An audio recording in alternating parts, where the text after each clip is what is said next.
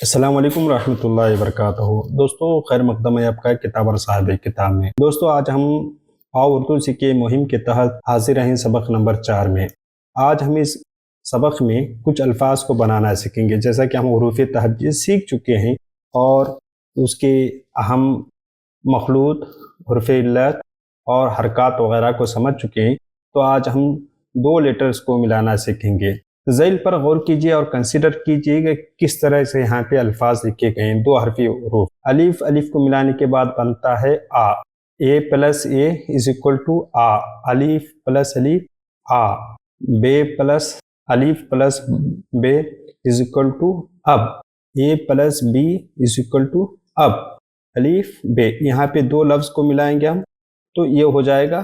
اسی طرح ب پلس الف با، آپ یوں سمجھے کہ بی اے پلس با، گا پلس الف گا، جی اے پلس اے گا، جیم جمع الف برابر جا، جے اے پلس اے جا، کاف جمع الف کا، کے پلس اے کا، نون جمع الف برابر نا، نون میں جب ہم الف کو ملائیں گے تو یہ نا بن جائے گا۔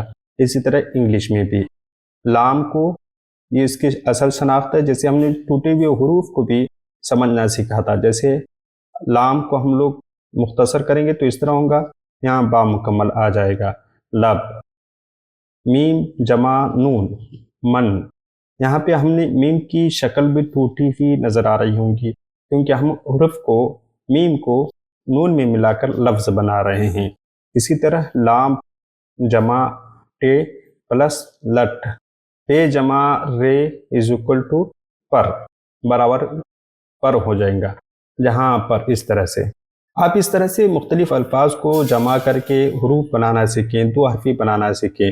جو جتنی آپ اس پہ مشق کریں گے اتنا فائدہ ہوگا۔ آپ کسی بھی لفظ کو یہاں پر ملا کر حرف بنا سکتے ہیں، لب، بالام بل، تالام زیر تل، اس طرح سے۔ اردو ہے میرا نام، میں خسرو کی پہیلی،